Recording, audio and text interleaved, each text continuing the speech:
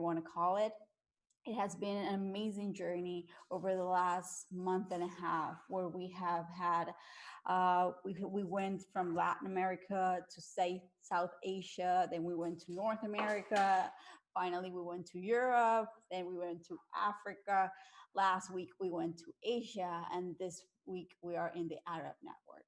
So we have seen so many different perspectives, so many different scenarios with this crisis that has been going on over the last couple of months around the world. So this week we have the Arab Fab Lab Network, and for that we have Rania to introduce us to our great panelists. Rania?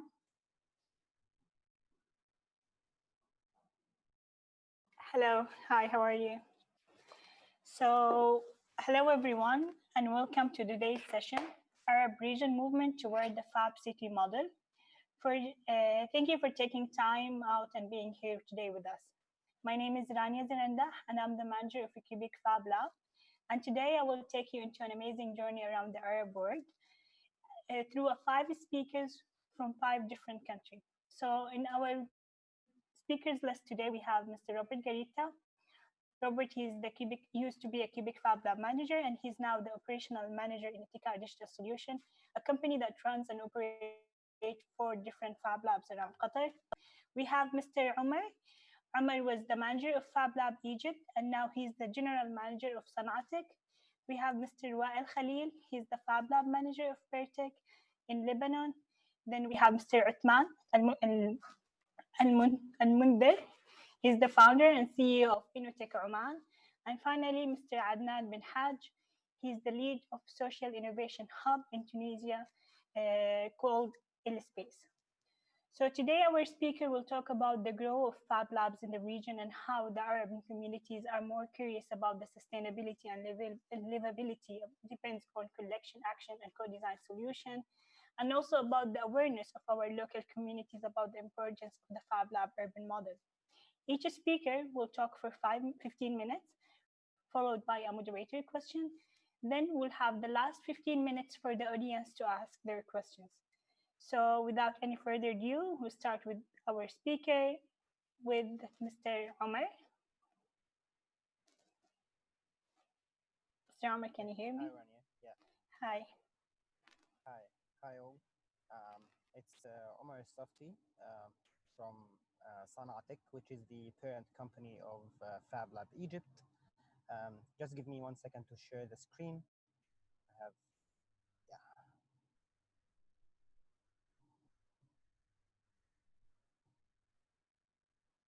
Okay. Yeah, I hope the screen is working right now. Yes, it is working. We can see your screen. Okay. So, first of all, the maker movement in Egypt started like a while ago. We were one of the first Fab Labs in the region. So, you know, we faced like almost all of the challenges any Fab Lab can face, especially that we started as a bootstrap Fab Lab. Okay, so when I was preparing for the presentation, I asked myself, how can we measure the impact of the Fab Labs and maker spaces on the community level? And it's actually it's very hard to assess that, especially in like third world countries where, you know, most of the numbers are not accurate and we don't have that infrastructure. So I thought that most of the Fab Labs share the same vision of democratizing the access to knowledge and innovation tools. So it all starts with the spirit of exploration. So I decided to check a tool called Google Trends, where we can, where we can check the volume of searching about a specific term and see how it grows. So as you can see, I checked for 2 of the most common keywords in the maker movement and digital fabrication. which is 3D printing and Arduino, from the period of for the period from 2009 to present. And as you can see, the growth of the searching volume starts to grow exponentially starting from 2012. And the interesting thing that Fab Lab Egypt and almost all the Fab Labs after that started from this year. And as you can see this slide, the growth in the last 8 years was huge. So after we launched Fab Lab Egypt in 2012, now we can say that we have like 60 maker spaces and Fab Labs, and actually these are the the registered Fab Labs and maker spaces that we know for sure. But I think like every month new Fab Labs are being established. And those Fab Labs are established in universities, STEM schools, corporates, as on-site Fab Labs inside like corporate premises, and Fab Labs established in collaboration with government. And the interesting thing that most and like 5 to 50% of these maker spaces and Fab Labs in Egypt are bootstrapped. So if we're talking about the impact, most of the Fab Lab face the challenge of dealing with like limited segments or limited communities. So along our journey in the last 8 years, we started to focus on dealing with other with different stakeholders in the innovation ecosystem. So from our point of view, the innovation ecosystem consists of five components, which are universities or academia, industry, government, non-governmental organization, and investing and funding, and private sector. So I'll just walk you through the contributions of the Fab Lab and Makerspaces community with each component of these components in the innovation ecosystem. So when we talk about the private sector, the community of the Fab Labs and Makerspaces in Egypt organized like tens of CSR initiatives with private sector and with corporates to focus on DIY and digital fabrication and how to spread these terms in along across the country. And one of these examples that we collaborated with Orange for telecommunications to establish like 5 mini Fab Labs across Egypt, not in Cairo, but in rural and underprivileged areas. Also, we have a great example of a corporate called Visa Systems. They had like on-site Fab Lab 5 years ago, and now they which resulted in like 5 more Fab Labs across the region, and they launched a mobile Fab Lab to tour all around Egypt. And if we highlighted the industry or the contributions of the community in the industry, because the inflation in Egypt, the industrial sector started to look like for local solutions because of the cost of the expensive solution when we import like spare parts for production lines and so on. And here came the role of the Fab Labs. We have like different examples of companies and factories in the industrial sector that dealt with Fab Labs and maker spaces into developing local solutions. One of these examples is L'Oreal. Many Fab Labs collaborated with L'Oreal. This photo right here is representing a spare part for a production line, and they had a huge problem when the inflation happened, because the exporting things from abroad was very difficult in Egypt. So we started a journey of research and development inside Fab Labs to replicate the same part and actually add more features to it. Also, startups and SMEs recognize the Fab Labs role, and actually they consider the Fab Labs and the maker spaces as their R&D and prototyping haven.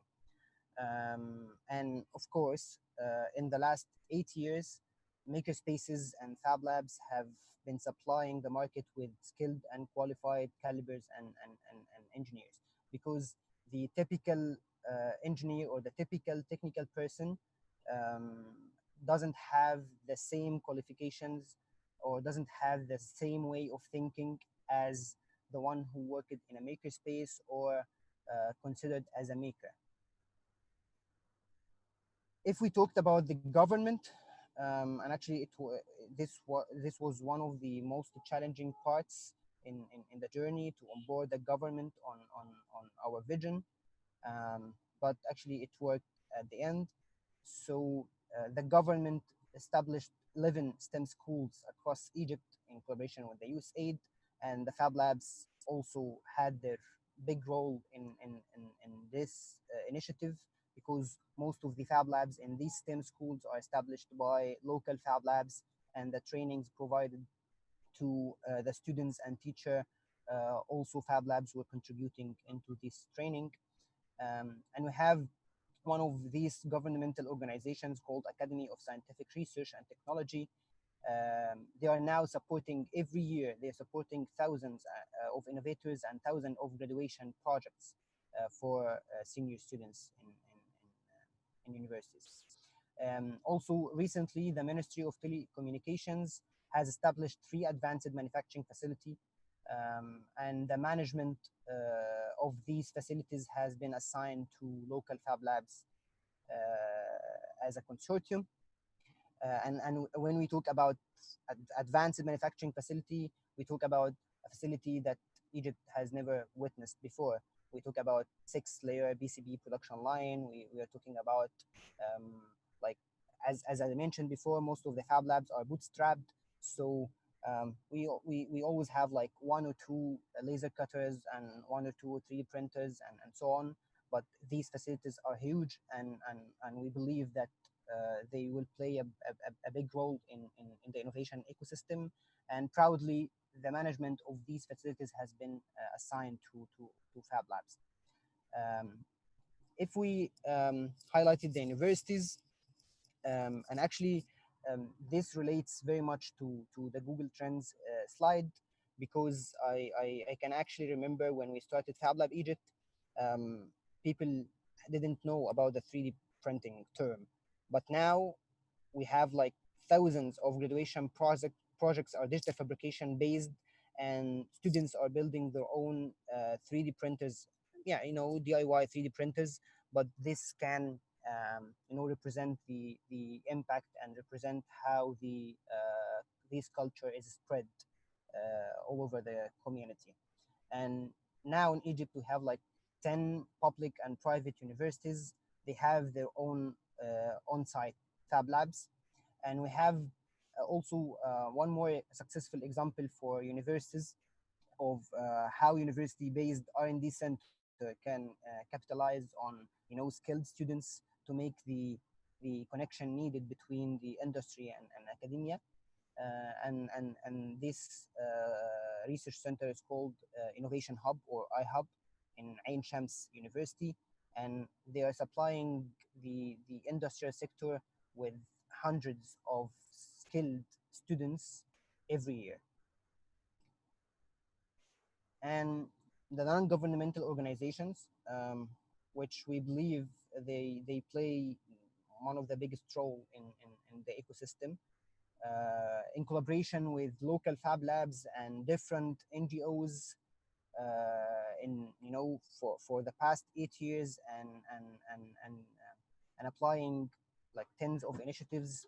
We had like 150K beneficiaries throughout these collaboration between the Fab Labs and NGOs, and they especially focused on providing the access to the knowledge and technology and tools in the rural and underprivileged areas, because we had like this problem in the first like couple of years, that most of the Fab Labs were centralized in Cairo.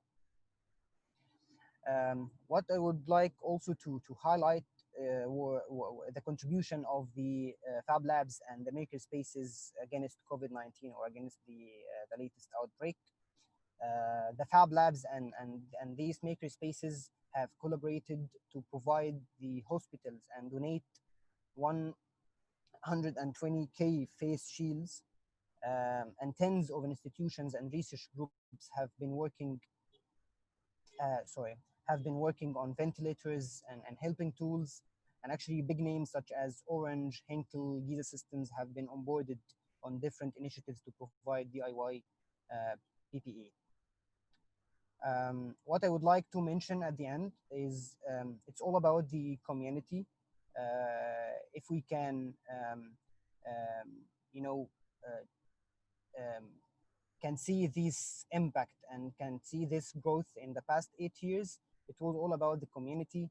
And one of the most common factors in the community is how to gather people in one place to share experience and to share the vision and so on. And one of the indicators of this growth also is Make a Fair Cairo. Make a Fair Cairo has been being organized for the last 6 years, and it has been attracting like 10,000 attendees every year. So it's all about the community. That's it. I'm finished. Thank you. So thank you, Omar. Thank you so much for your input. That was an amazing presentation. I just have one question for you. Yeah, of course. Egypt, or the Arab region, was extremely highlighted last year during the Fab 15 event that Egypt hosted.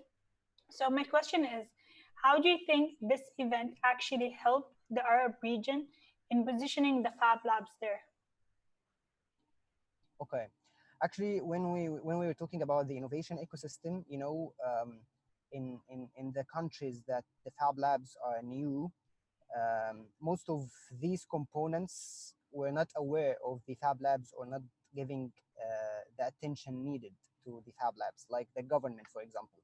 So when the government, you know, saw an international event, and the only international event for the digital fabrication and the biggest digital fabrication event in the world has been hosted in Egypt, they changed their point of view and they wanted to collaborate and they wanted to capitalize on the efforts of these communities. So opportunities like big opportunities like the Fab conference or similar events like Make a Fair Cairo and so on, it brings attention from the, you know, the big names like the private sector and so on.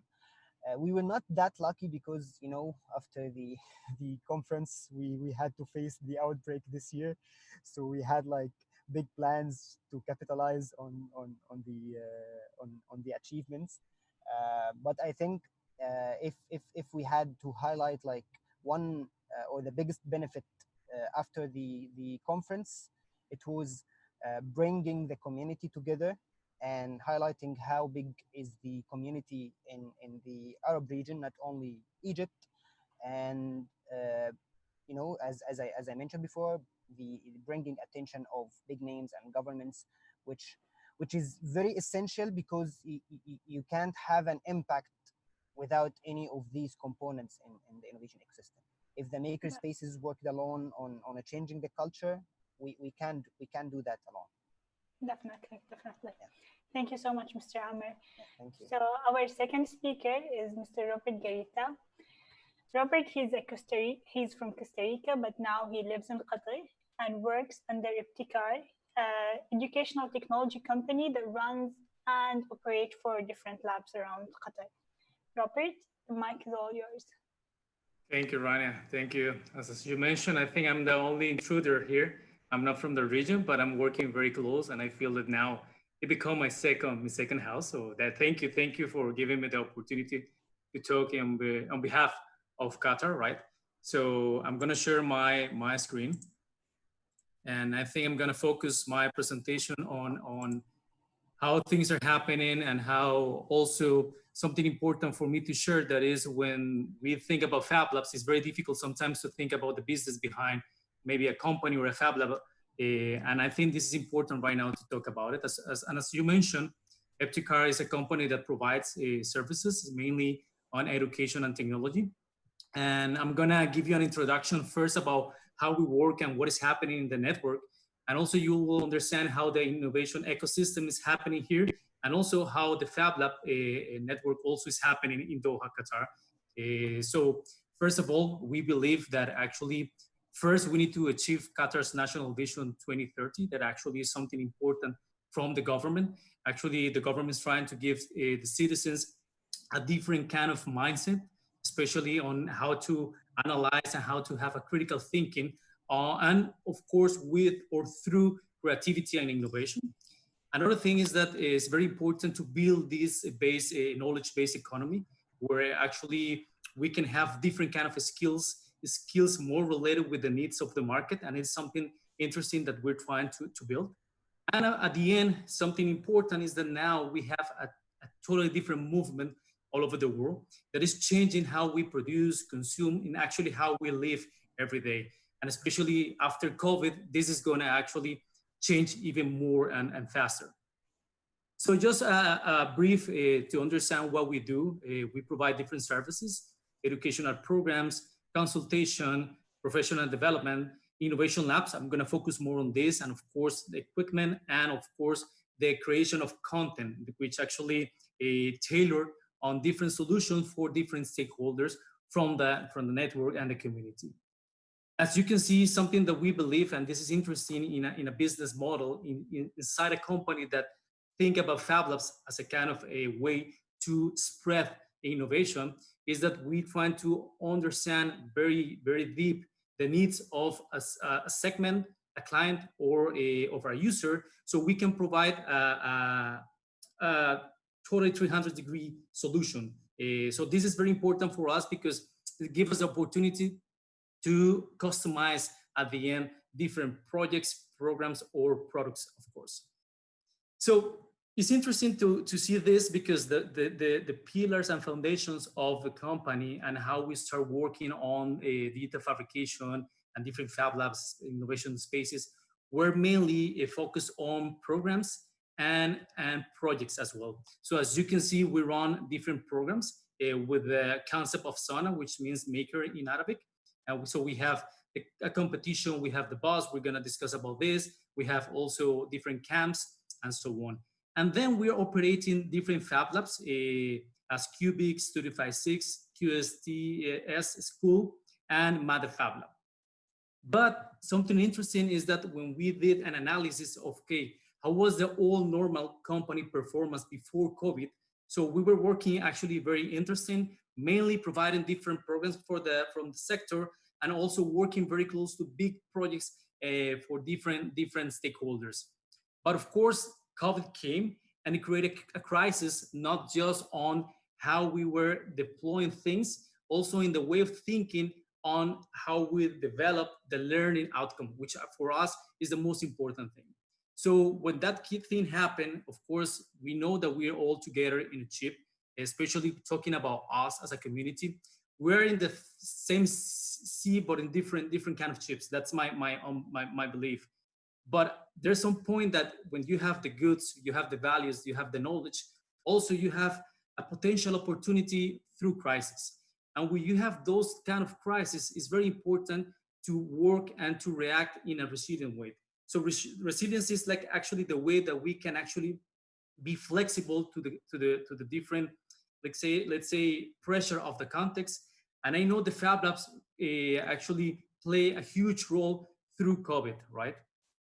But how to analyze internally, okay, if we're having an impact on the market and we work on digital fabrication, how we can analyze this and how we can understand the different sectors on industry, which of them are going to have a huge negative impact, but also which ones are going to have something that could be an opportunity in the future. In our case, because we work very close to education and manufacturing, we analyze that, okay, those two sectors are going to have a lot of problems after COVID, through and after COVID. But if we see how we can connect and innovate in how those things can be provided and how those things can be executed, of course, we're going to bring opportunities and we're going to create different kind of markets. So that gives us the opportunity to create products, which actually is mainly about three main products.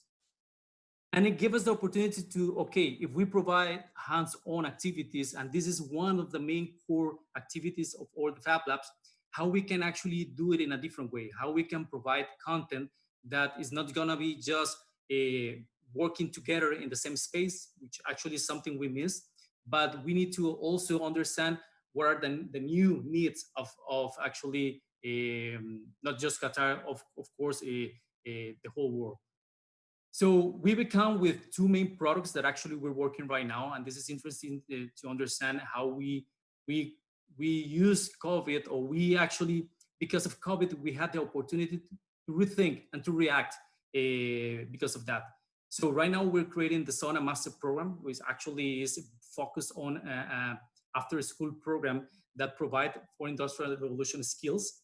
This will be an online and a physical platform.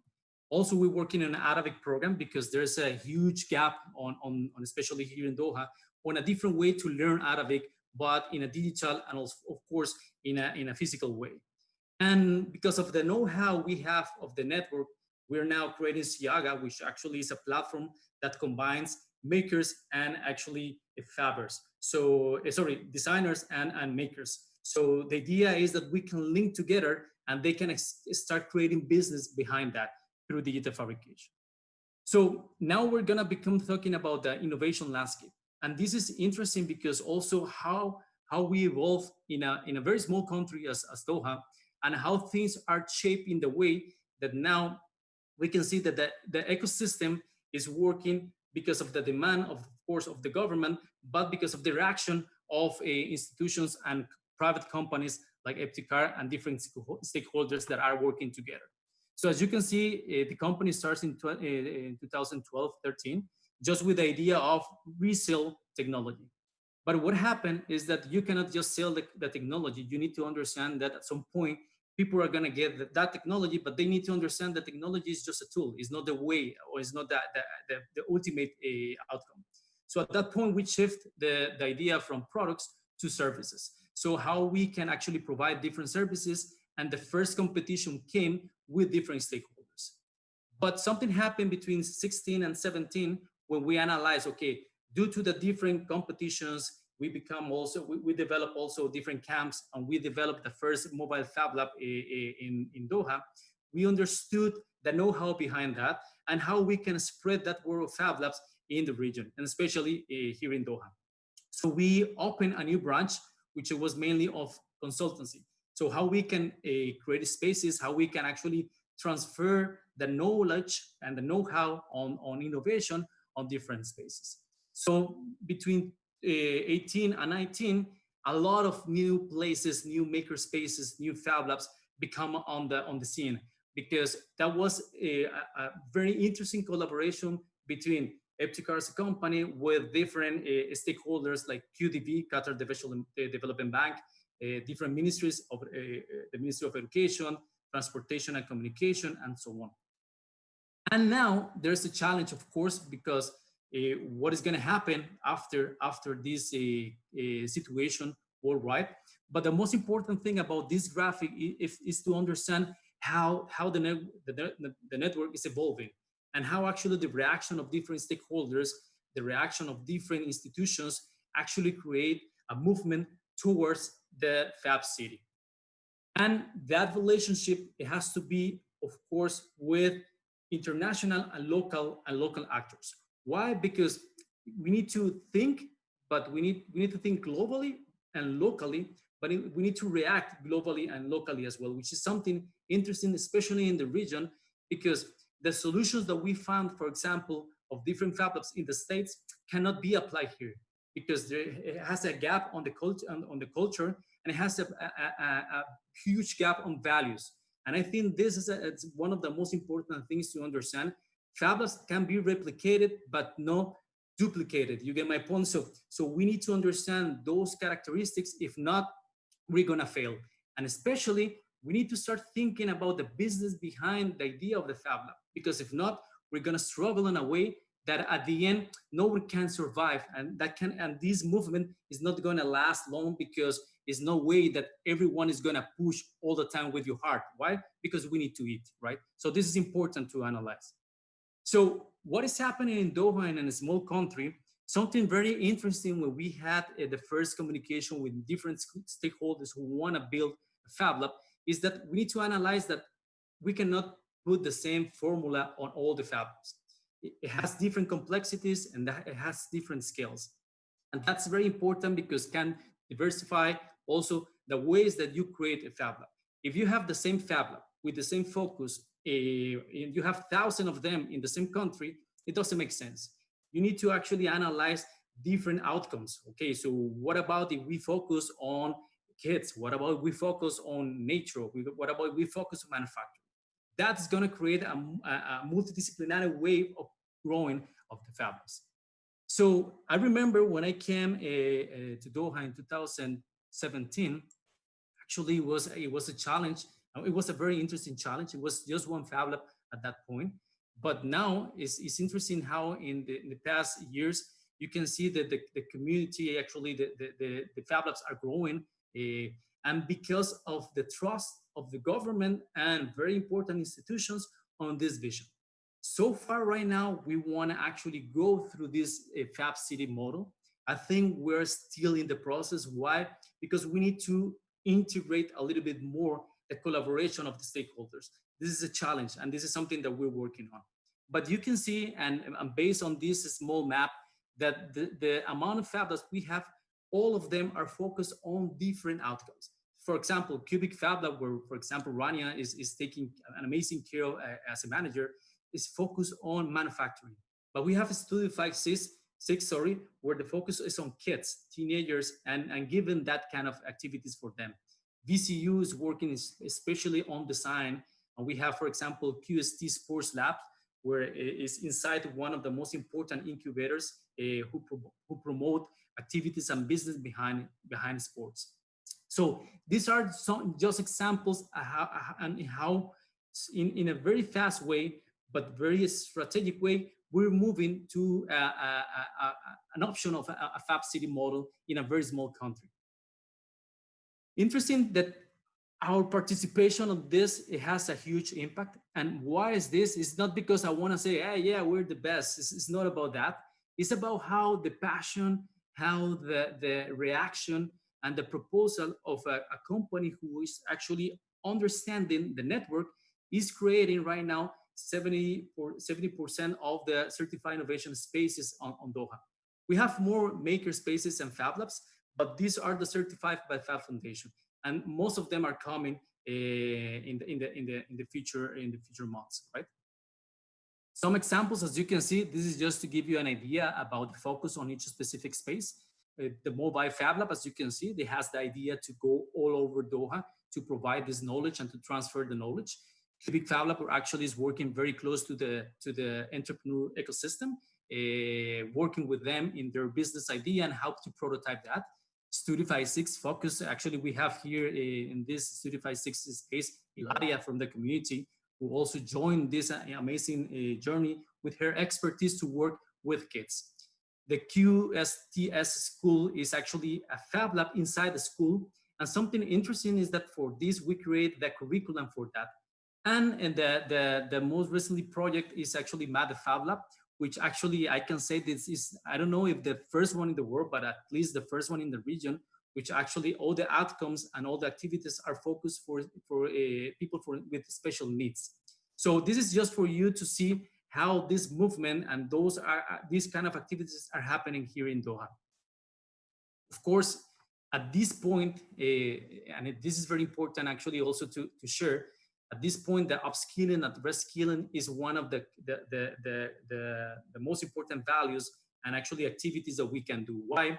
Because one of the challenges in Doha is that 2 or 3 years ago, most of the people, they have an amazing know-how on the theoretical skills, how you can think about something, but there was a gap on how you put that in practice. That means that, okay, how you actually at the end, by the failing, about the prototyping, you can do things. So right now we're in a kind of process of upskilling and reskilling, and this is something that we're working on different levels. And this is actually what is going to help us to build a community that actually can move, can create this Fab City movement. Of course, the partnership and certification with different stakeholders, Fab Foundation through Fab Academy, and now a new program we're working on, which is Fab Academy X, that let's say is like kind of a small scale of Fab Academy, but for schools, is actually helping us to understand how we can create a more stronger community. And this is an example about in less than 2 years, we have now community leaders. We have what I call it Fab ambassadors. Those are the ones that are leading actually the scene of Fab Labs. Those are the ones working in different institutions, schools, academia, private companies, and thanks to the collaboration and the relationship with actually Fab Foundation, Fab Academy, and Fab Academy, this is spreading the word in a different way. And something I really like about this is how after Fab Academy and how after this kind of programs, actually institutions are believing more in the concept, and they're trying to replicate this in different levels. So you can see that at the end, what we're trying to do is, okay, let's move with this centralized idea to a distributed idea. It's going to take time. It's taking time. Thanks to actually the blessings of Doha, there's actually ways to invest on this. But if you have the money, but you don't have actually the passion and the right know-how, at the end, you can actually replicate something that is not aligned with the needs of the context. And I think at the end, this is not going to happen, and this is not will be something that we can actually do if it's not thanks to the team we have working on this. So you can see that it's a small team, but with a lot of passion, with different backgrounds, and the most important thing, with the idea of actually work towards the Fab City movement, and especially how to help Doha to achieve this goal. So this is actually the presentation. I hope that it will help you to understand a little bit more about what is happening here in Doha. And thank you guys for this amazing opportunity. Pura vida. Thank you, Robert. So that was a very insightful presentation, to be honest. My question to you is that you came from Costa Rica, you were running a lab over there, and then you came to Qatar 3 years, before 3 years in 2017, and you worked with the Quebec Fab Lab team. My question is, how was running a Fab Lab in Costa Rica different from running a Fab Lab in Qatar? And what are the different kind of challenges you faced there and you faced here in Qatar? Yes, well, actually, the challenges are kind of the same, but in different scales, you know. But the difference, it was, of course, the access to the economical resources to build something. In Latin America, we have and not just Latin America, but third world countries, we have a huge challenge, which actually there's a lot of corruption, right? There's a lot of limitations, especially in the governmental sector.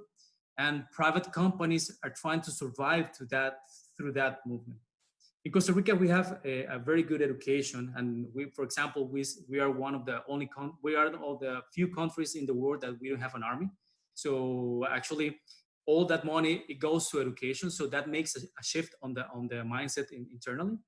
But yeah, of course, after working first in Barcelona in Europe, now moving to Costa Rica, working for 3 years, and then to Barcelona, and then to Doha, I think the challenge was mainly, and it was a challenge, but it was something and a great opportunity, how to create a community. Because I remember when I joined for the first time, actually the Fab Lab, and especially Quebec Fab Lab, there was no team, right? It was just me and actually Mustafa, another amazing guy who was part of the beginnings of the Fab Lab. But there was no movement. And I remember, for example, when we have the first interview about people with a passion of doing things, and you were one of them, you know. So someone who came as an intern, and now he become the manager of the Fab Lab. And I believe that what is happening right now in Doha is that there's a passion in like people between the 30s, you know, 35, and of course, university and high school, and they're actually making a shift of the mindset, because the mindset is not just about, okay, if I have the money, I can buy something, and I just want to buy that. So that mindset in Doha was something that I challenged as at the first time, that, okay, if you really want to go further in your life, you need to understand that you need to change the way that you consume things.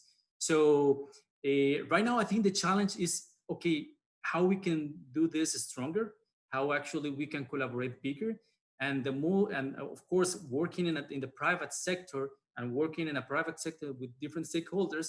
The main challenge that I'm facing, but the most interesting, is how to create a business behind the Fab Labs. That at the end, I think is that is a huge challenge in the network. Is something that I think every time we're going to the Fab event, we say, okay, guys, there's any formula to do this? I think there's not. But at the end, actually, I think we're trying to find that kind of solution, at least in Doha, to operate around different Fab Labs. So yes, I think those are the kind of challenges, and of course that the weather, you know. Costa Rica is hot, but it's not that hot as Doha. So yeah, that was another challenge as well. Thank you, Robert. Thank you so much. So before we move to our third speaker, I just want to remind everyone that they can leave their comment, or they can leave their questions in the comment area, so we can ask in the last 15 minutes or last 10 minutes. Our third speaker for the day is Mr. Wael. Wael, he's a mechanical engineer and wide experience in digital design and fabrication.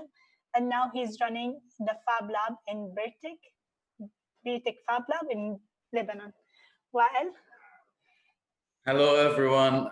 It's a great pleasure to see you all. Usually I see you in the FAB conference, but unfortunately this year everything is done online. Our story in Lebanon is a bit different because we are a very small country in the middle of the Middle East, and currently, and actually for the past 3 years, we've been the only Fab Lab in Lebanon, and we were gaining some traction, and we were planning to start new Fab Labs in the country, and then Corona happened. So I'm gonna talk about the history of our Fab Lab for the past 3 years, since 2017 until March, let's say, and then I'm gonna talk on how we responded for the COVID-19 issue. So do you see my screen? All right, yes, great.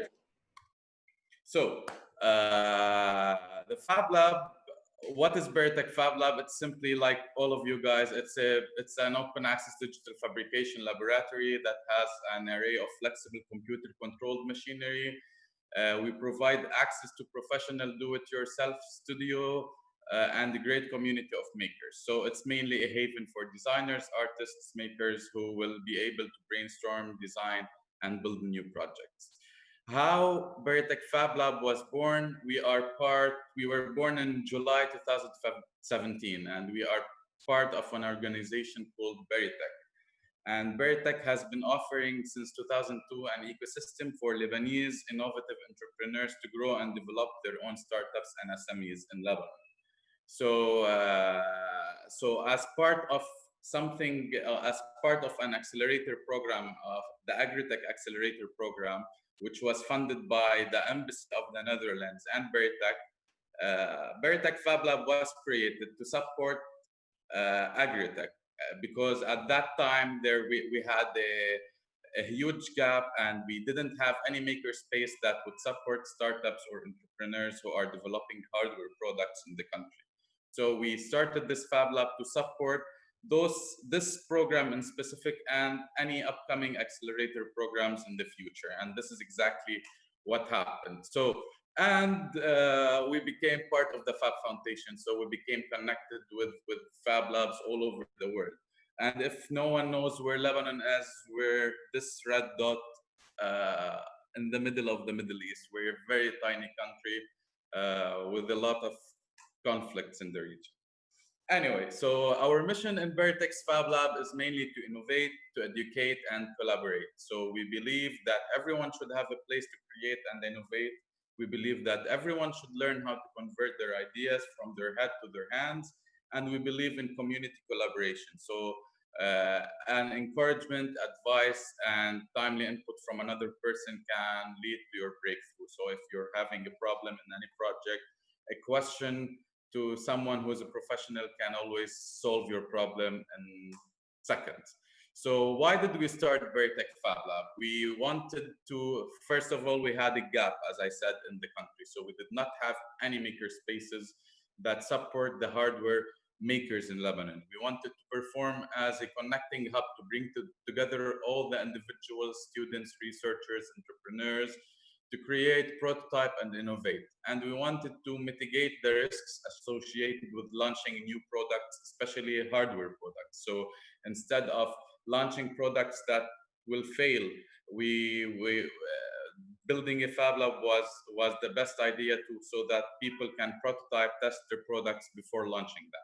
We wanted to strengthen Lebanon's skills and technological capabilities because, as Robert said, most of the people in our community, they have the great technical expertise, they have the best, and everyone is educated, everyone is in universities, but everything is theoretical, and most of the people do not have the hands-on experience in the country. So we wanted to add that to them, and for sure we wanted to transform the Lebanese mentality, which is super consumers, from being passive receivers to being makers and creators. So we wanted to convince the Lebanese youth that you can make stuff rather than buy everything.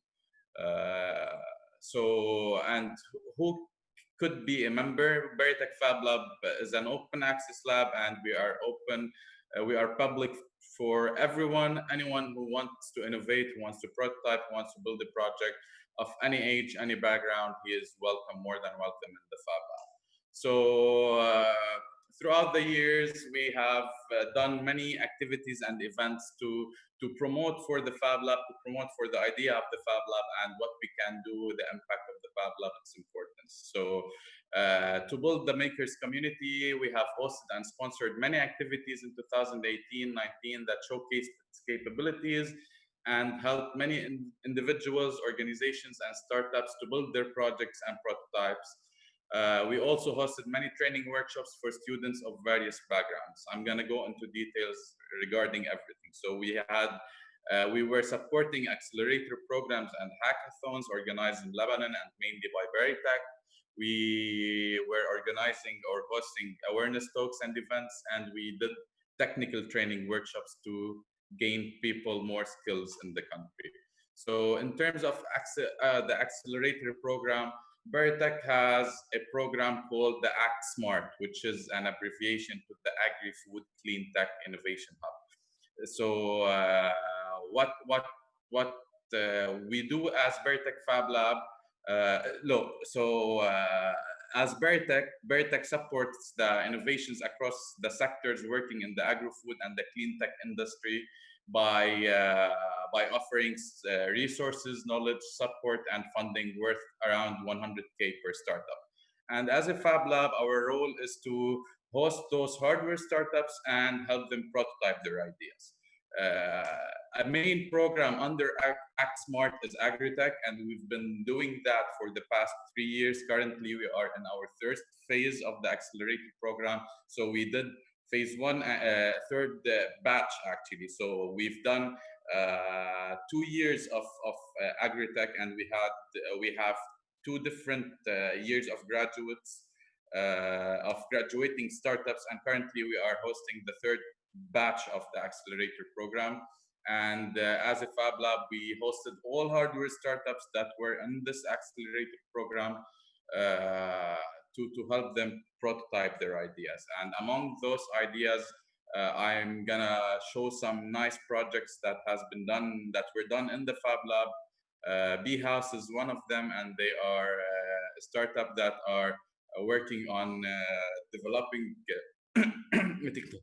a technology that allows beekeepers to monitor apiaries, track bees' progress, and optimize honey production.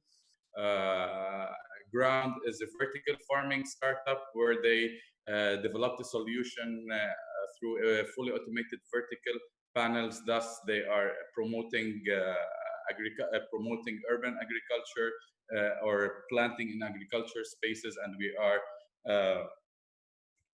planting a areas in a very small space that and thus consuming a lot of consuming less water.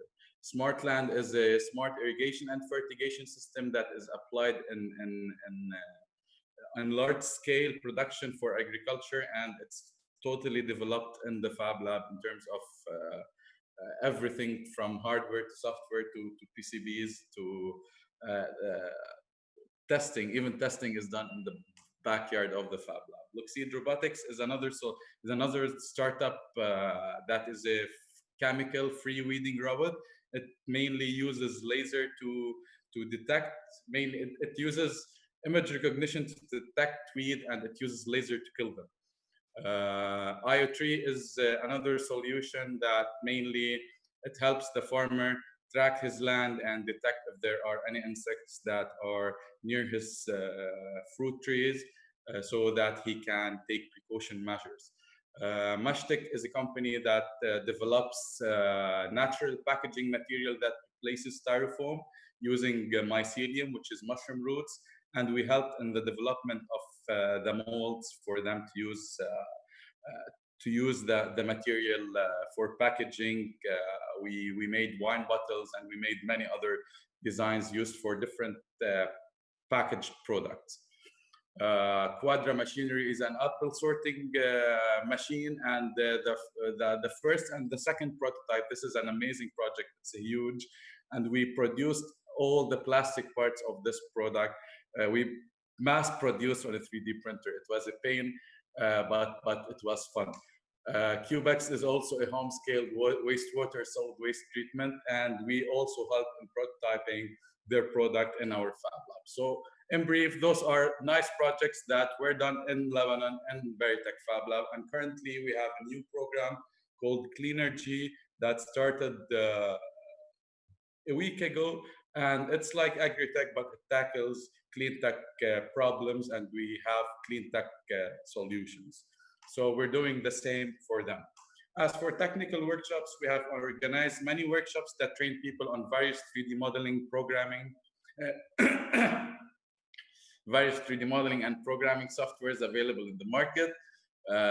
So in summary, we organized more than 30 different training workshops in the past 2 years. For people between the age of 18 to 60, we had more than 263 attendees, out of which 54% were male and 46 were female. And this is very important because having gender equality, especially in technical related workshops, is a great progress for us in the country. We have many workshops that we do usually on a monthly basis. Most workshops are like scheduled, became like fixed every month until Corona happened, and we had to stop all our workshops. But mainly we used to teach 2D and 3D design and 3D printing. So we usually teach the software part and how they can apply it in real life. So we wanted people to know how they can make projects and thus make money out of those projects. So we taught laser cutting, we taught programming, we taught CNC machining, woodworking, even product life cycle, everything related to product design. And we have another workshop which is design to make, and it teaches the process of designing a product, but from a furniture design point of view or an interior design point of view. We also had workshops, Lego robotics workshops for kids between 5 and 12 years old. So as you see in the pictures, those are the best clients of the lab, and the best people. They are always fun. They want to create nice things. They think out of the box. And in Veritech, we think that this is the main target client that we should create programs for, because they are the future, and they are easy to carve at this age. They are people who are 8 years old come to the Fab Lab usually to build a 3D printer, whereas people who are 18 to 22 years old, they come to see what a 3D printer is. Younger people are very aware of everything that's happening worldwide. We also have various trainings. I'm gonna just go in brief. We had some trainings for people in the government, along in collaboration with the big Lazio Fab Lab from Italy. We had TechWood training, which is technical training designed for marginalized youth from the Lebanese and Syrian communities, aged from 16 and 25. So what we aim to do is enroll the youth from the above mentioned communities who are not receiving formal education, and we want to introduce them to technical and engineering skills so that they use those skills in the future, in their future jobs, or if they want to start their own jobs like woodworking or building. So those furniture pieces that you see in the picture are projects done by kids who are around between 8 and 12 years old, and everyone took their furniture with them to their parents. We also trained some girls in also marginalized areas in South Lebanon in collaboration with Girls Got IT. So we introduced those girls on Arduino, and we showed them how we can integrate Arduino or interplay technology in agriculture, thus having smart agricultural system. We also have Fab Academy. We've hosted Fab Academy in 2018 and 2019, and unfortunately this year, due to the economic crisis in Lebanon, we couldn't continue with that. So this year we're not doing it. In terms of hackathons, challenges, and events, we support a lot of those events. So Bertec Fab Lab collaborates and supports all hackathons and competitions in Lebanon. We try our best to do that. So we provide usually teams with access to software, machinery, tools, and expertise so that they can convert their ideas into functional prototypes. We also attend various events and just give awareness talks and presentations to introduce what a Fab Lab is, what they can do, how they can do it, blah, blah, blah. So we have, every year we have an Agritech hackathon, which is done before the Agritech Accelerator program, where also what we do is we have a 4-day hackathon, and we help students or teams build their ideas that are in seed stage, and we try our best to build like at least a duct tape prototype or something that they can show the judges during 4 days. We've done something called the Agri-Food Tech Challenge along with National Instruments previously, where we trained people professionally on National Instruments equipment, and we had some problems from the agri-food industry. And those teams, mainly what they did is they tried to find real-life solutions using National Instruments equipment for those problems that are coming from the industries. We also launched a design initiative where we supported many designers in Lebanon, and we funded them, we sponsored them mainly, so that like we made a design competition, and the best designs were sponsored to produce and to market for, and we showcased some of those projects in a design fair. We also attended many events and conferences locally and regionally to promote for the Fab Lab. Some of them are awareness events. We sometimes got speakers from outside. This is Romain from France. He was giving an awareness lecture about the Fab Lab. We also helped organize and attended the first Maker Fair in Lebanon last year. It was an amazing experience. It was amazing gathering all those maker communities in Lebanon and showcasing what we all can do, and attracting new people in the country. Many people were amazed. Many people thought that we are too good to be true. So it was very nice. We also attended the Change Makers Festival, which is also a great festival and where visitors had great experience experimenting with digital fabrication. in our mini lab. We also gave workshops about digital fabrication and how it could be helpful in the maker movement. We supported also Beirut Design Week, which is largest, it's a design festival that happens in the MENA region, and it attracts around 25,000 visitors. And we partnered with them in 2018, and we sponsored many designers who were building their projects, and we funded them in building their projects and their designs in the Fab Lab.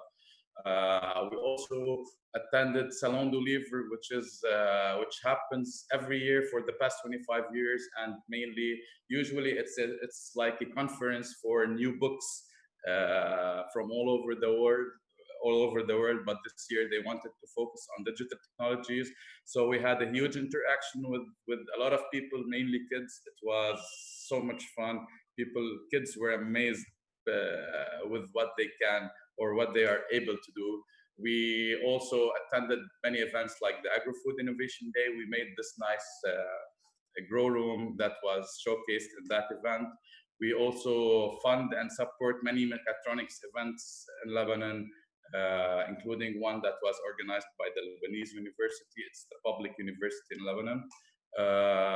Last year, I also attended the FISE Research and Innovation Summit along with Robert, and what we did is we talked about the Fab Labs in our region, and I did a workshop introducing digital fabrication to the Jordanian youth and the Arabic youth.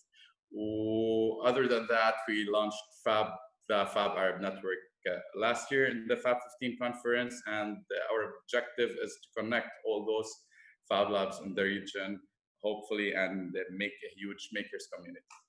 As for now, that was when life was amazing and everything went according to plan.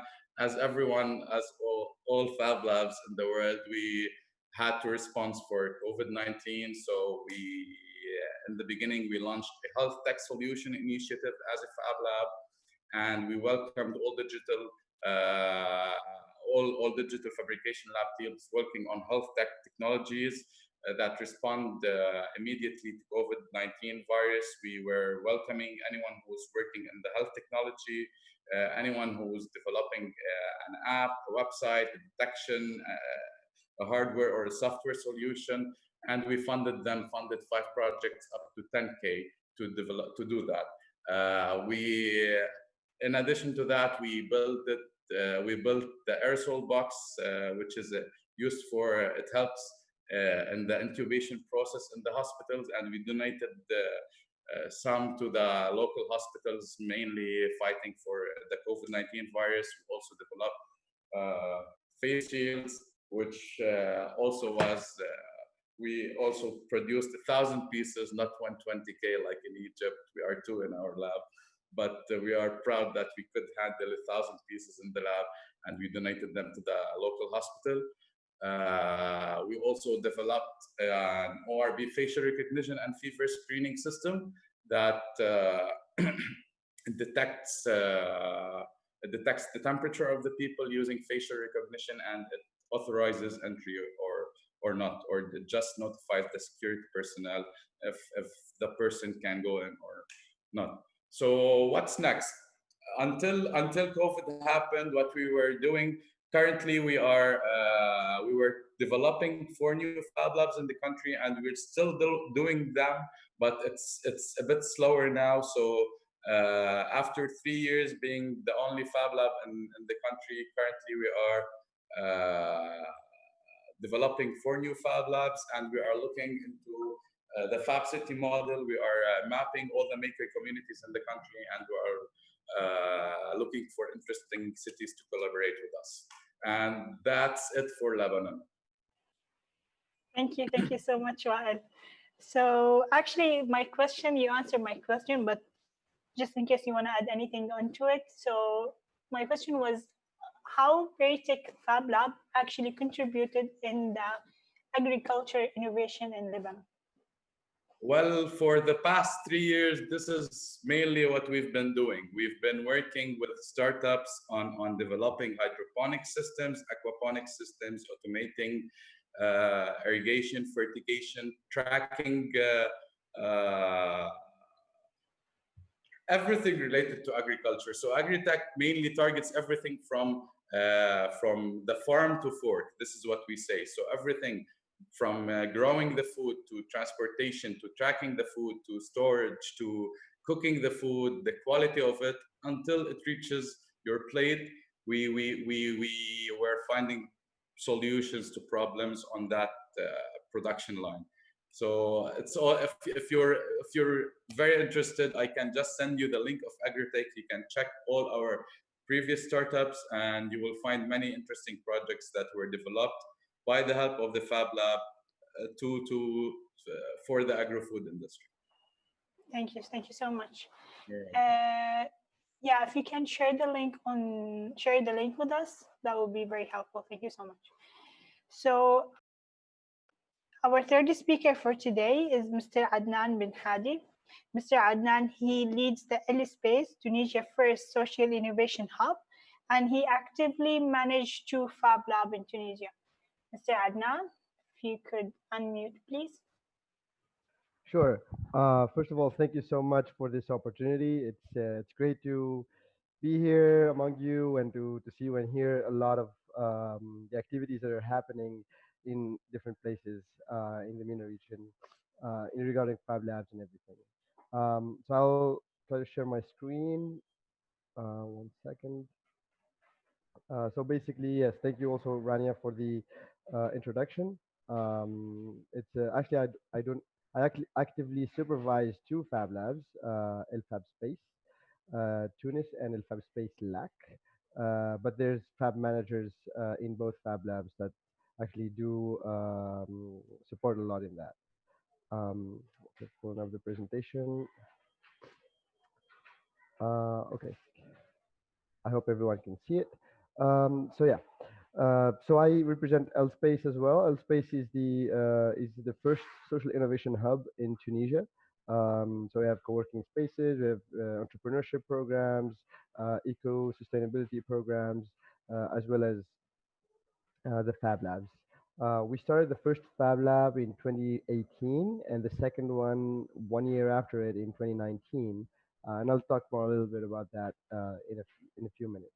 But first of all, I'm going to talk about the Tunisian maker movement, how it all started. So the maker movement has been slowly starting, and then right after the revolution, 2011, expanded faster and more sustainably and in every form. So it was before, let's say, before 2011, makers were not organized in groups. It was mainly related to students' activities, and of course, also at that time it was a dictatorship, so it was not easy to make drones or even think about developing innovations that are borderline illegal. And also, for the record, in Tunisia, everything is basically illegal until there's a law that states it's legal. And the same is happening as well for drones until we have a new law for it. So after 2011, so we have a new government, new elections, a new democracy, or that also came with a bad economic crisis, made people more aware of the opportunities and the possibilities to develop their own skills. And also for people like me, I was a young entrepreneur, to see with my friends and my co-founders now how we can support the activities of young people in Tunisia.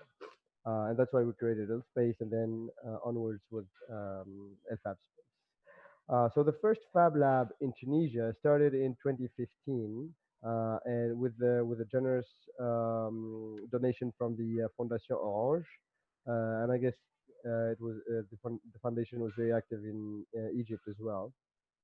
So the first Fab Lab was in 2015.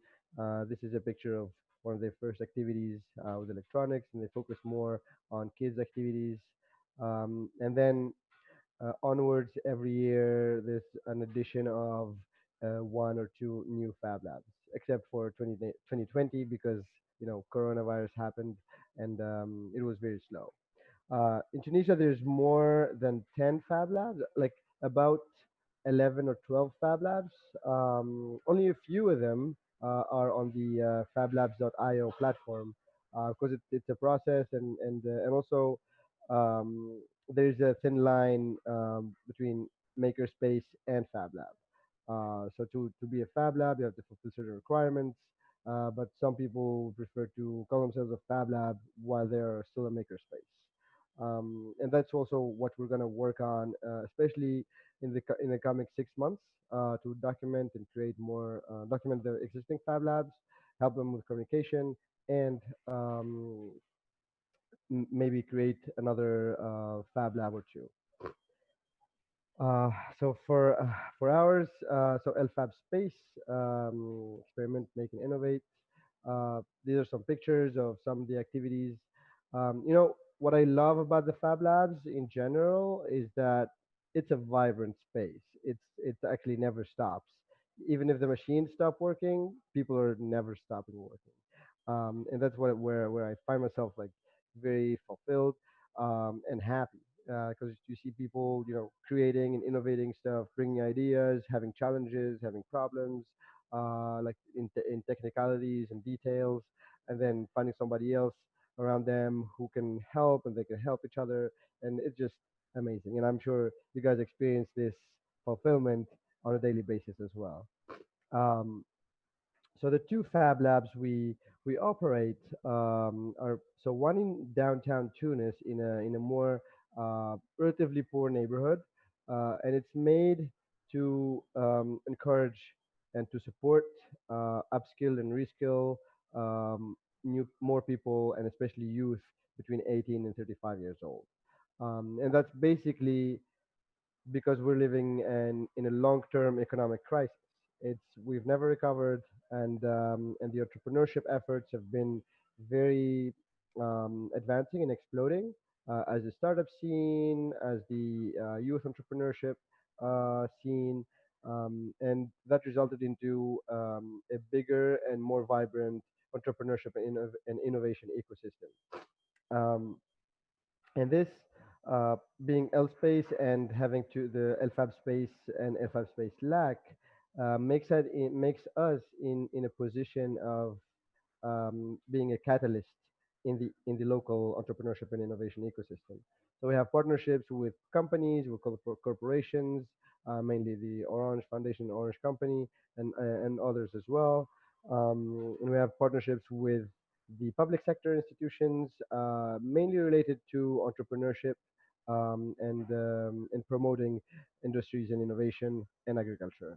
Um, on the other hand, of course, we have ongoing collaborations with universities because one of the main reasons that LFAB Space was started, and especially in this downtown area, like the disadvantaged neighborhood, is that you can see engineers who recently graduated but like have very limited or zero experience with technicalities with machines and tools, so we offer them this integration to the ecosystem, to the working plans, and then they will easily find a job at a factory or at a bigger company or corporation using their degree as an engineer. So we equip them with those, like, the 20% missing skills that without them they would be jobless. Um, Also, one of the other achievements that we have is that in this picture, so this is a vibration assay, and it's a part of the Challenge One, which is the first satellite made in Tunisia.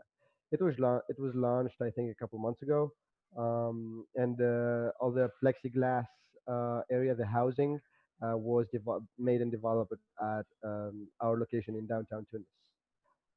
However, in our location in LAC. So LAC is the business district of Tunisia, of Tunis, um, and um, and the two Fab Labs basically work uh, in a complementary mode. So the machines we have downtown Tunis are slightly different than the machines we have in the business district location, and that will allow more training to happen in the downtown area and more services for startups to happen in the business district area, in the LAC area. And that has been very good in terms of exchanging best practices between two Fab Labs and between the community members themselves, um, and also to develop and learn about that. So in addition to that, so what we do, our programs include technology incubator, mentoring and coaching, and that is ongoing as a it's not as a set. It's a set program, but it's more. We want it to be more organic between the makers and between the experienced makers and the junior makers. And of course, training sessions and workshops. And we try to link things with entrepreneurship and all. I will try to be very quick wearing of time. And so this is a quick map of the entrepreneurship and innovation ecosystem in Tunisia. And down there where you see 357, the number, that's where Tunis downtown is. And that's like shows the how grandiose and how diverse the ecosystem is. And we're very happy and proud to be part of that. Um, so, speaking of the coronavirus, um, so what we did was basically we've been in direct contact with Wael, and then of course thank you Wael again for all the support you shared during that time of prototyping, and of course with other Fab Labs in Southeast Asia, in Sub-Saharan Africa, and the US, to actually see what are the best ways to experiment, develop a prototype, what are the needed equipment, and especially in PPE. So we made these face shields with different materials, with 3D printers, with laser cutters, um, and um, and of course there are ones that are handheld. And then with 3D printers, we made these splitters for those masks, like we saw in Italy, how they're used. And also some of ours that we had access to were sent to Italy to help support local COVID-19 response there. And over there, you can see on the picture the aerosol box that we offered also for public hospitals. So for this, it took a lot of effort and a lot of money to do that, but it was like a huge wave of solidarity between the Tunisians in Tunisia and the Tunisians abroad. So there was crowdfunding platforms or campaigns that were launched to support the local COVID-19 response. And finally, we engaged in this network of production with all these nonprofits, companies, and organizations to produce more than 100,000 face shields and distribution, of course, for free to public hospitals. The demand from the Ministry of Health was basically they said we need a minimum of 100,000 and a maximum of 200,000. And overall, we provided more than like with all this network that we've been part of and engaged, more than 150,000. And so now we're very sure that every hospital, every medical staffer in any public hospital in Tunisia has a face shield, have one, at least one face shield. And that has been very fulfilling. Um, of course, so Tunisia had a lockdown for a couple weeks, and that was very hard, and that is resulting in deepening the economic crisis. But also, better have an economic crisis without people dying from coronavirus than having both. You know, it's so it's also with my team. We're very proud to be part of this effort, and it was also appreciated by the government, and we worked closely together in a co-creation manner with local medical units and hospitals, and that also resulted in the or contributed to the success of this response. Um, so yeah, I think that's it for from our side. Thank you so much, Adnan. Adnan and Tunis considered to be the newest addition to our Fab Arab network, and they actually joined us during the pandemic and during the situation that happened all around the world. So my question is to you, Adnan, how do you think now the Tunisia community is more aware about the importance of the Fab Labs after COVID-19 and after the efforts you've been doing during COVID-19? Sorry, can you say that? Can you repeat the question? So my question, can you hear me properly? Okay. So my question is, I want to know about the local awareness of the Tunisian citizen of the importance of the Fab Labs after your efforts during COVID-19. Yes. So thank you for this very important question. So Tunisians were did not know about a lot about 3D printing or laser cutting or the fab, like what are Fab Labs, and it has been a great opportunity to showcase what Fab Labs are, what is the impact of Fab Labs, and also what I remember when we started the first Fab Lab in downtown Tunis in this disadvantaged neighborhood. We had visits from the intelligence forces, we had visits from the cops, and they were almost accusing us of making bombs and rockets and all during that, like, you know, terrorism activities and all. And you know, we are young, and we try to explain that we're here to for a mission, for a social mission. It's not for, you know, to do bad and stuff. And then we invited their kids to join the workshops, and then they, of course, they loved it, and they now they understand it more. And with the COVID-19 response, people are more interested in 3D printing and also more interested in learning digital fabrication and engaging and participating in Fab Lab activities, not only in Tunis, all over the country. And this has been very like if an achievement or something that we've been working on as an ecosystem or as a maker movement since the beginning, since like years ago, since 5 years ago, basically. And now with this pandemic, it was like the best opportunity and also the best circumstances for people to see what is actually happening and what is the importance of Fab Labs. Thank you so much. So our last speaker for today is Mr. Othman. He's the CEO and founder of Inutech, an educational space that run and operate different Fab Labs around Oman. So Mr. Othman, the mic is all yours. Thank you, Rania. Good afternoon, everyone. I'm happy to be here. I have actually a very short presentation, and I will share the experience we had in the 3 Fab Labs we have in Oman. There's a 4th Fab Lab coming, and let's go. So I'll share the screen.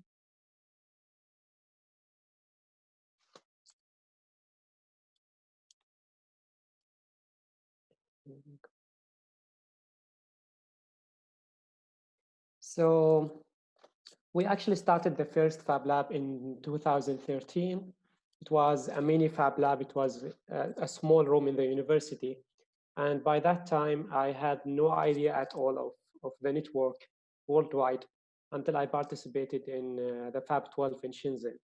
So since then, we had more support from the government, from the private sector. Today, we have 3 Fab Labs. The new Fab Lab is coming in the way. We actually successfully convinced the government to make mini Fab Labs in many universities.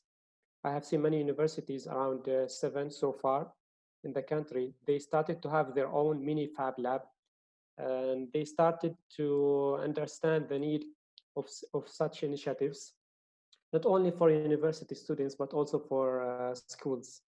We have seen also some private schools getting many Fab Labs into their schools. Some of them even added the curriculum into their STEM education, to their summer camps. So in the last 3 years, we have seen a good progress in the country in the Fab Labs movement. So let me introduce my Fab Lab. 2013 we started, 7 years so far. We are a team of 9 people full-time. My co-founders, Abdullah, Walid, and the team. And actually we see ourselves as a profitable Fab Lab. So we are, we fund ourselves from the projects that we manufacture, from the R&D projects that we have, from the prototyping, from the 3D printing service, and even from the educational programs. We used to have some kind of government support for some initiatives. So they will sponsor the whole, one of the labs is, for example, sponsored 100% by the government. So we give the service for free for the public, and we get paid for that. So that's one sort of the Fab Labs. We work in 2 sectors, 3D printing and educational technology. So my favorite Fab Lab is actually the mobile Fab Lab. We started this lab about a year ago. And actually, I had this idea from Fab 12 event in Shenzhen. I saw the one they have in the US, and there's another one in Egypt. I really love the idea. I started Googling more about it, and I found that it's everywhere. Actually, I visited Qatar just to see their mobile Fab Lab, the Sana bus. And we had the idea, and then we started looking for the fund from the government. So in no time, the government loved the idea, the Ministry of Education. We had a sponsor for 3 years, PP Oman, and we started working on that. It was a bit of a challenge because we did not want to go to the bus model, just like the Sana. We wanted something different because of some regulations here from the police. And we launched this project about a year ago. Our KPI is 26 years, 26 schools every year. So we move for 1 week into a school. We teach them for 5 days about the whole process from 3D design, 3D printing. We have a small laser cutting machine. We have a desktop laser, CNC machine. We do have some electronics, Arduino, Raspberry Pi, etc. In a week time, we try to teach those students how to take their ideas into a final product or a prototype using very simple tools. And the feedback we received so far is amazing. It's unbelievable. The reaction from the school kids, especially in small towns. Oman is a 1,700 kilometers country from top to south. And we have many schools that are like 5 hours from the capital city. They don't have any labs. They have mini labs in the school just for chemistry and physics. They have nothing such as a Fab Lab. And it's difficult for them to drive 5 to 8 hours to the capital city to see our Fab Lab. So this mobile lab is making a huge impact in terms of spreading the knowledge about the fabrication. And honestly, we are working on the second mobile Fab Lab. So one mobile Fab Lab is not enough to cover. We have 1,071 schools in Oman. We are covering 26 schools every year by this Fab Lab. We started recently working on a second mobile Fab Lab to cover more schools every year. I really love this Fab Lab, and I do encourage every country that has no mobile Fab Lab yet to work on this. And I will take this chance to give special thanks to Cubic, Robert, and Mr. Naif Al Ibrahim, their collaboration. We visited Sana Bus. They gave us all the designs, all the related experience they had. And without that knowledge, it would be more difficult for us to start this project. And this is one important thing. When you have a network of Fab Labs from other countries, you don't have to start from scratch. You don't have to make the same mistakes they made already. You just talk to them, you just visit them, and you just continue from where they are now. So very special thanks to Cubic Fab Lab and Robert and Mr. Naif Al Ibrahim. This was from Fab 12 in Shenzhen. It was my first time to attend a Fab conference, and that's where I met most of you guys.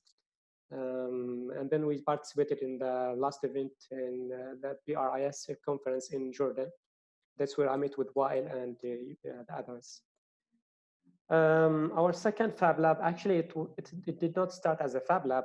It started as a child museum for STEAM education. And by times, people were really interested in the mini Fab Lab corner. We had 2 3D printers, and people were really interested in that corner. We started expanding in that corner until it became a mini Fab Lab, until we started delivering courses for school kids. Surprisingly, in the first year, we reached about 25,000 beneficiaries from all around that area, because this lab is not in the capital city. It is in the east. It's towards the borders with the United Arab Emirates. And it's the first time for that area to have a Fab Lab. So the impact when you have a new Fab Lab in a space where people haven't seen a Fab Lab before is really amazing, because the first time kids get into the lab and they spend hours, and when their parents talk to you about the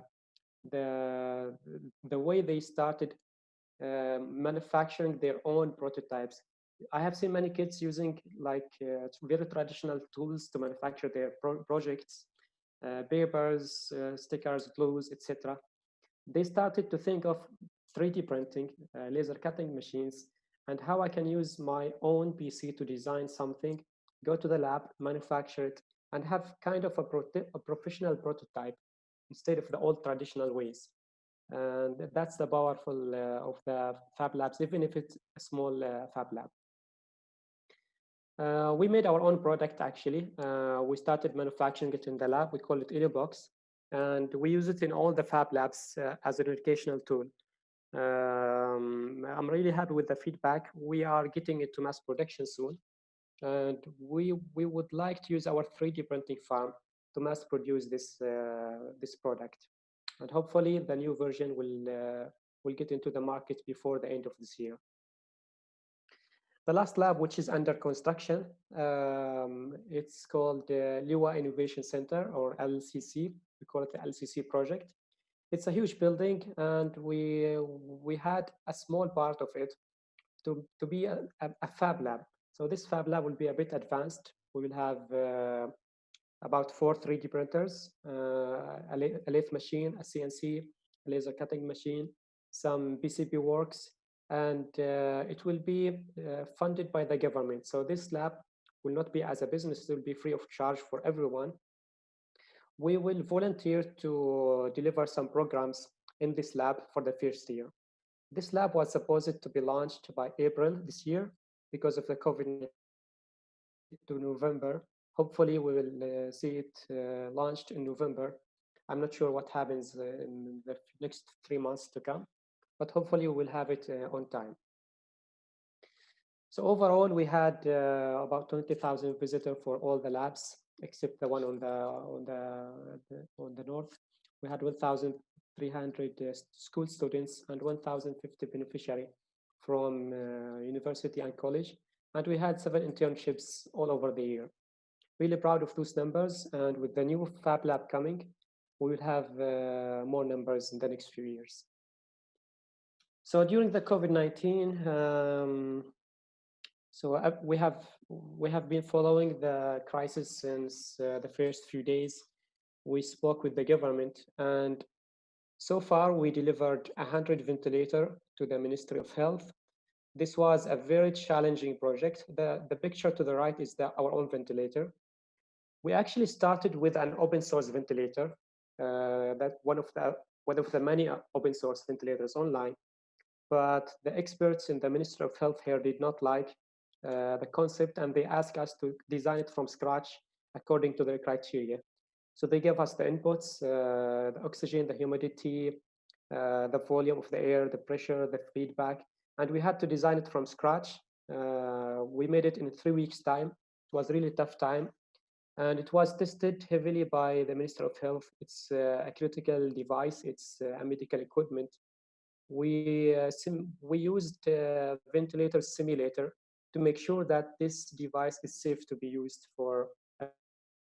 We passed the test after 3 weeks of continuous testing. We are now manufacturing 100, and we may have to manufacture another 100. In total, we have 200.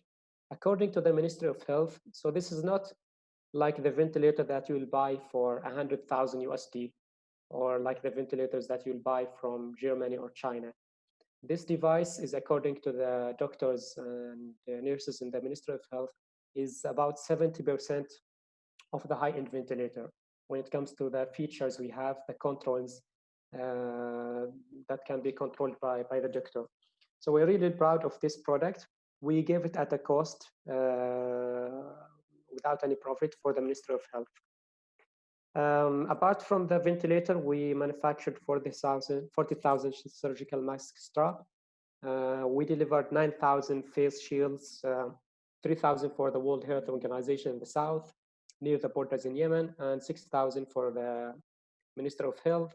And we manufactured disinfection cabins for the airports, for the 10 airports we have, to help them disinfect the trolleys they have. So instead of manually spraying some alcohol, this device can detect when there's a trolley in the way, will spray some alcohol in the trolley, and then you can take it out. So kind of automation for the process they had. The challenge was the time. The time was really short for all the projects. The logistics, we wanted to buy some sensors, some electronics from China, from other countries. It was really, really challenging because of the logistics during the COVID-19. And the approvals were really, really difficult from the Ministry of Health.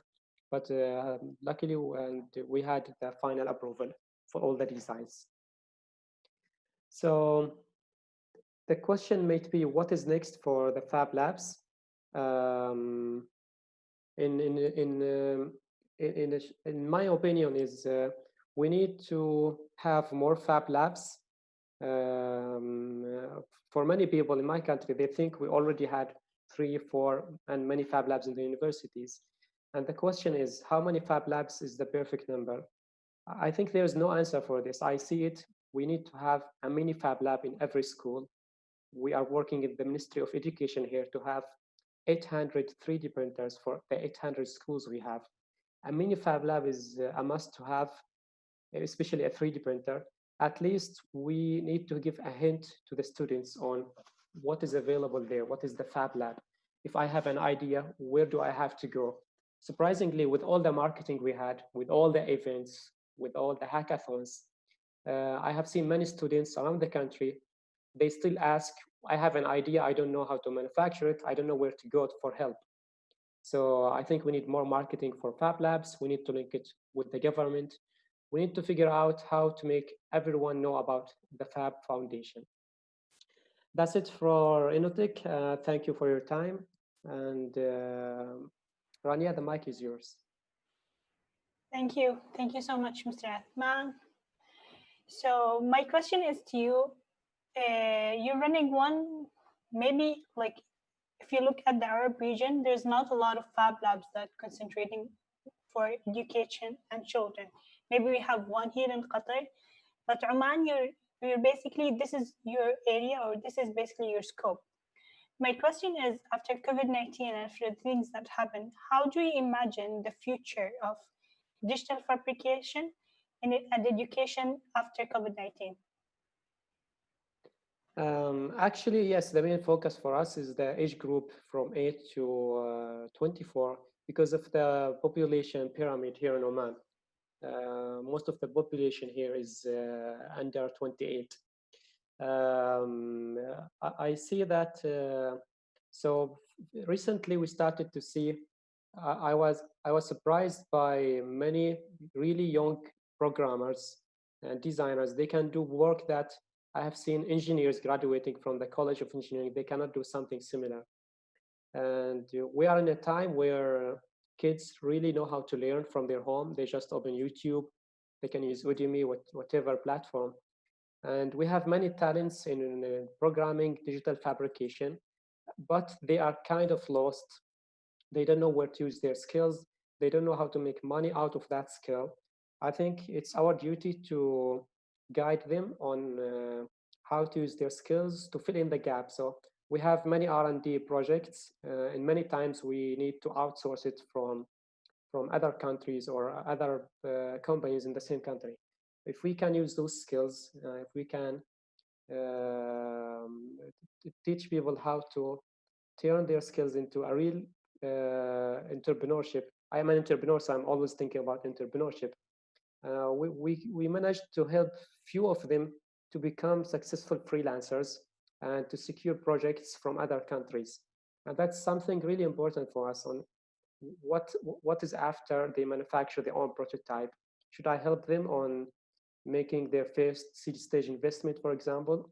Should I link my Fab Lab with an investor or a VC from the country or from other countries? Because after the prototype, they seem kind of lost. They don't know how to make money out of it. Myself, I directed them to one of the local VCs. It's supported by the government. It's kind of easy to get an investment. So whenever I see a good prototype, I think there's a visibility for that one. I do direct them to that investor, and I do give them sometimes recommendation letter to help them get into the market. Because from my point of view, a prototype has no value if you don't use it, if you don't turn it into a project, into a business, or into a final product that you can make something out of it. Thank you so much, Mr. Othman. So just want to check if there are any questions from the audience. Just give us. Hi, yes. I've logged a question here. So hi, I'm Luciano. Hi, everybody. Hello. I've been tracking questions coming up on the chat on YouTube, and so far we've had only one. So I will ask that one, and while you ask, hopefully others will also be motivated to ask a couple more questions. So the first question is from Dipjyoti Kumar. I hope I said that correctly. And the question was, and Robert answered it a little bit. It came up while Robert was talking about kind of the different types of sustainability models for labs. And so Robert answered that to some extent, but I wonder if he wants to add to it or if others also have comments. So the question was, what are the models that we can follow to keep a Fab Lab sustainable and effective? Thank you. Okay, so a good question. Actually, we have different business models. As I said, one of our Fab Labs is 100% funded by the government. Another one is 100% funded by BP Oman, a private sector. The good thing when you have a fund, we have, for example, 3 years contract, and with all that what happened with the COVID-19, we had no issues with covering the costs. You know, you have to pay for the rent, for the electricity, salaries, etc.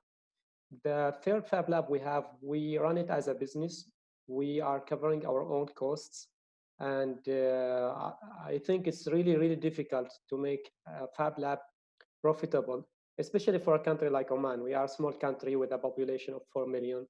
And 70% of the GDP of the country is from oil and gas companies. We try to work with them in some sort of R&D. We had some projects, but usually they don't trust in Fab Labs. They prefer to go to mega construction companies or R&D labs all over the world and have some real experts work on their problems. So I think sustainability, you need to have kind of fund, at least in the first few years. To be a profitable Fab Lab, it's possible. We made profit in the last 3 years. It's a small margin, but it is a profit. So we covered the cost and then we had a profit. But it was really, really challenging. We had to work day and night in both education programs, universities, private schools, kids, and in products, also in R&D. It was really tough time. I'm not sure about other countries. I'll leave the mic for the others. I don't know what they think. Well, this is the hardest question, sustainability for a Fab Lab. And I'm sure all Fab Labs in the world were trying to find their best plan or their best model to become sustainable. And as Robert said, the model changes with time, and it's updated every year so that we can check out what's happening in the country and where to go next. And plans usually also they don't everything that happens doesn't go according to plan. So the Fab Lab is an agile thing, and we try our best to go with the flow, hopefully making the biggest impact.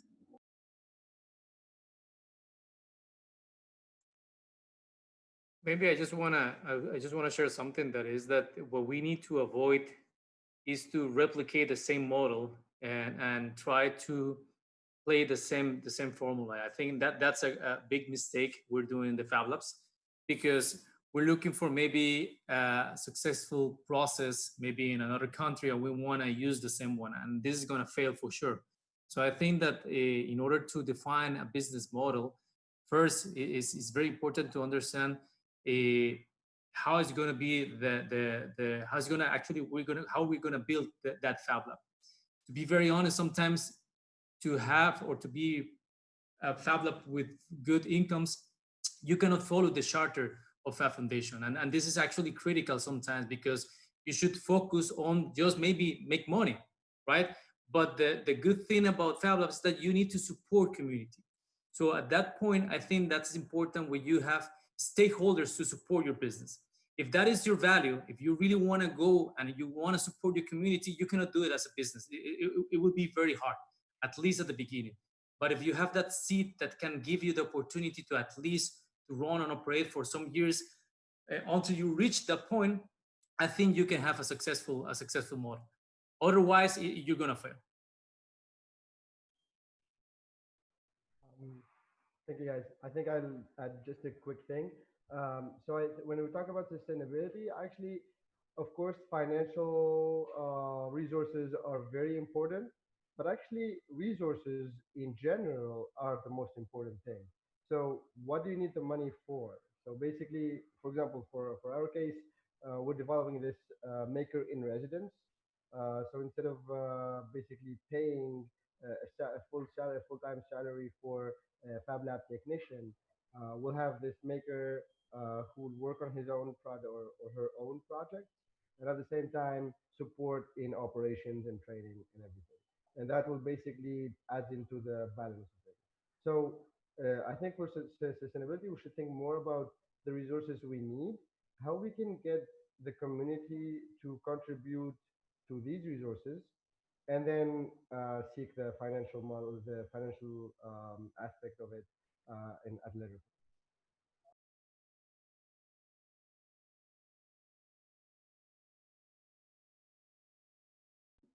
Yeah, I think that was all for our questions. Is that right? Yes, And no more questions. Thank you. okay, thank you so much, Riana, for organizing this. I think it was a wonderful explanation of what's going on in general in the Arab network and how they're developing, not only during the crisis, but before the crisis, and how now they have been facing the crisis. I think it's a great example to try to follow. I know it's different scenarios, different perspectives, but it's a way to try to understand like context, as was Robert Garita was saying.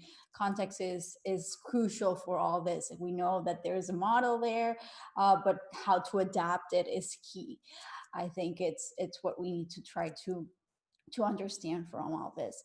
I want to thank all the participants that have been watching us through our virtual tour that we have been doing for the last month and a half now.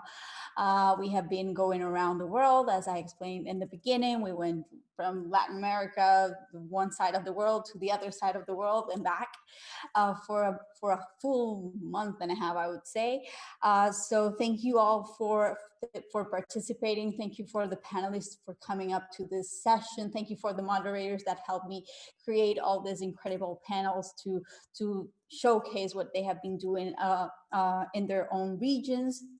I think this is a space that we wanted to bring up as the Fab Foundation and the Fab Foundation forums to empower the community, to be done by the community for the community. It's one of the keys of the sessions and the series that we have been doing over the last month and a half. and we facilitated this space.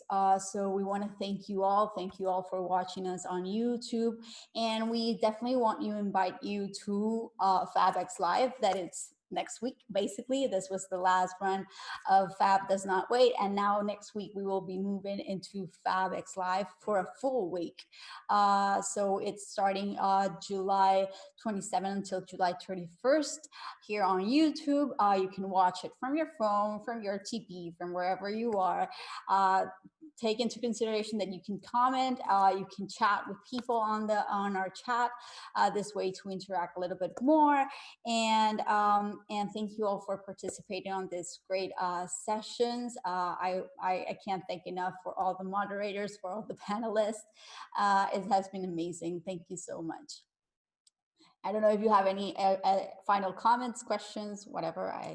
I'll open it up just because it's the final. Thank you so much, Norella, for this opportunity. Like, I think this is one of the spaces that we got to introduce the Arab region and the Fab Labs around here and the things that they're doing in general. Thank you so much for this opportunity. I'll just add a big thank you to Norella, obviously, for championing this and all the hard work of putting this together. And I also want to kind of recognize and thank Benno and Henry for the kind of original idea for these sessions. They started sessions very similar to these in the same vein in the Fab Lab community, and came to us and saying, you know, this is really working for us. Maybe this is something that we could expand and involve everybody around the world. So thank you, Benno and Henry, for that original idea and for kind of bringing that opportunity to all of us everywhere. And lastly, to Francisco, who's been doing a fantastic job kind of making sure that all this goes out without a hitch in the background and making sure that the videos are working and the presentations and YouTube and all of that. So thank you, Fran. Yeah, thank you all for participating and see you next week. Thank you. Bye.